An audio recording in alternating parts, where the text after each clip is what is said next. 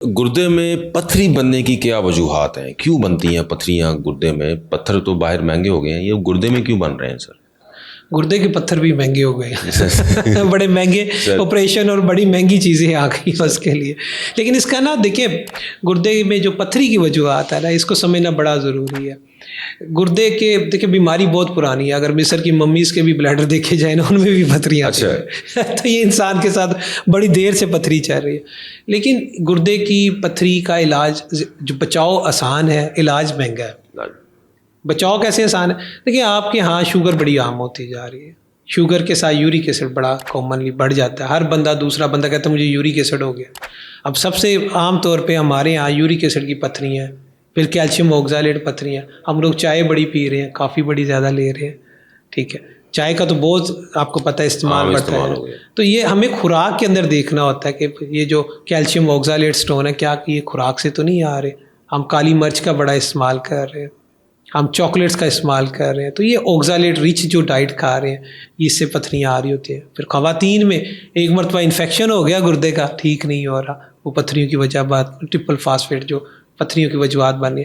फिर एक ख़ानदान में पथरी चल रही है, सबको ही हो रही है, फिर वो सब आगे ख़ानदानी आपस में कज़न मैरिजेज़ हो रही हैं और उसमें पथरियाँ चलती जा रही हैं। और यंग बच्चों में, छोटे बच्चों में, और जो टीनेजर्स हैं उनमें पथरियाँ आ रही हैं। वो कुछ पथरियों की वजूहत ख़ानदानी भी हो सकती है। तो ऐसी सूरत में हमें देखना चाहिए कि कज़न मैरिजेस अवॉइड करनी चाहिए। तो ये डिपेंड करता है कि टाइप्स ऑफ स्टोन क्या है, उसके पीछे वजूहत बहुत सारी हो सकती हैं। फिर कुछ पथरियाँ ऐसी हैं जो अंतड़ियों की बीमारी के साथ हो सकती हैं।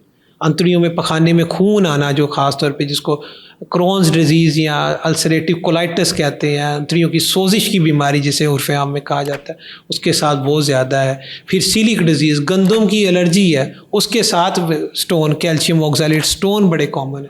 अब देखिए ये इतनी आम बातें हैं कि आम बीमारी हैं, इनका अगर इलाज किया जाए और साथ थोड़ा सा डाइट में बता दिया जाए कि आपने क्या खाना, क्या नहीं खाना, और मोटी मोटी चीज़ें बंद की जाएँ। जैसे हमारे यहाँ सब्ज़ प्याज बड़ा कॉमनली यूज़ होता है, अगर किसी को पथरी बन रही है तो वो ना ले।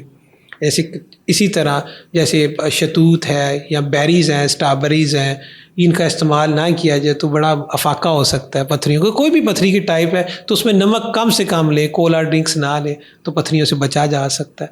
तो इसमें मैं आपको बड़ी एक इंटरेस्टिंग फैक्ट बताता हूँ जिसे स्टोन क्लिनिक इफेक्ट कहते हैं, कि सिर्फ आप गुर्दे के डॉक्टर से मिल लेते हैं, अगर आपको पथरी है तो 60% तक, जो इंग्लैंड में स्टडीज़ हुई हैं, 60% तक चांस है कि आपको बार बार पथरियाँ नहीं बनेंगी सिर्फ मिलने से। वो नेचुरली वो आपसे डाइट पूछेगा, डाइटरी हिस्ट्री लेगा कि आप खा क्या रहे हैं, क्या फैमिली प्रॉब्लम चल रही है कि डाइट में कोई प्रॉब्लम चल रही है। देखिए जी, जो हम खाते हैं वही हम पेशाब निकाल रहे हैं, तो जब हम खाएंगे ही नहीं तो पेशाब में कैसे निकालेंगे? तो पेशाब के अंदर दो तरह के चीज़ें होती हैं। एक पथरी नहीं बनने देती, जैसे लीमू में सिट्रिक एसिड है। अच्छा, सिट्रिक एसिड इतना इंपॉर्टेंट है गुर्दे के लिए कि वो खुद बनाता है कि ताकि पथरी ना बने, और पेशाब में भेजता है सिट्रिक एसिड कि ना बने। और अगर आप लीमू ले लेते हैं तो वो नेचुरली विटामिन सी भी है, उसमें सिट्रिक एसिड भी है, रिचेस्ट सोर्स है वो। फिर आंवला है, ये जाता है ब्लड में, ये गुर्दे में फ़िल्टर होगा, सिट्रिक एसिड होगा तो वो नई पथरियाँ बनेंगी। इसी तरह मैग्नीशियम है, हमारे जो ओल्ड एज पेशेंट हैं उनमें मैग्नीशियम की कमी रहती है, पट्टों में दर्दें रहती हैं, तो मैग्नीशियम जो है पालक में है, पपीते में है, खुशक मेवा जात में है, इसमें मैग्नीशियम की अच्छी मिकदार है। जैसे आज किशमिश है, इसके अंदर बहुत ज़्यादा मिकदार, तो ये पथरी से बचाते हैं। अच्छा, वाह, बिल्कुल। ये डाइट से, देखिए अब ये कितनी इंपॉर्टेंट बात है कि डाइट से आप पथरियाँ बार बार बनना से रोक सकते हैं। एक पथरी बन गई है उसको तो डेफिनेटली निकालना पड़ेगा। अब ये लोग बड़ा सवाल करते हैं कि डॉक्टर साहब ये पथरी गुर्दे में बन गई है, कोई दवाई देंगे ख़त्म हो जाए? तो यूरिक एसिड के अलावा कोई पथरी ऐसी नहीं है जो कि हम दवाई दें तो ठीक हो जाए, ठीक है। तो यूरिक एसिड में ये खुराक से ही ठीक होनी है, हम खुराक से उसको दोबारा ना बनने दें, ये कोशिश कर सकते हैं। यानी कि लेमन और आंवला, हाँ, और किशमिश और नट्स, ये आपने अपनी डाइट में लाजमी रखने हैं। अच्छा, अब दूसरी बात ये है कि देखिए आप ये जो पानी का इंटेक है ये बड़ा इंपॉर्टेंट है, ख़ासतौर पे खाने के 2 घंटे बाद और रात के वक्त पथरी बनने का चांस बहुत ज़्यादा होता है। उस वक्त आप पानी का इंटेक ज़्यादा रखें।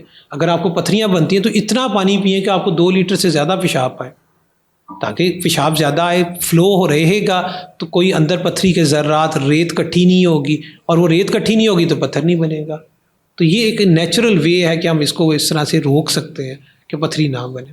तो क्या सर ये जो पथरियाँ बनने वाला जो अमल है, क्या ये फैमिलीज में रन होता है? क्या ये मौरूसी बीमारी है? ये मरूसी हो सकती हैं, किसी को जैसे ओक्सालोसिस एक बीमारी है, ये जेनेटिक डिसऑर्डर है जिसमें उसकी टाइप्स हैं, टाइप 1, 2, 3 है हो सकती हैं। तो ये हो सकती हैं कि ये मरूसी हो, उसका फिर इलाज नहीं है।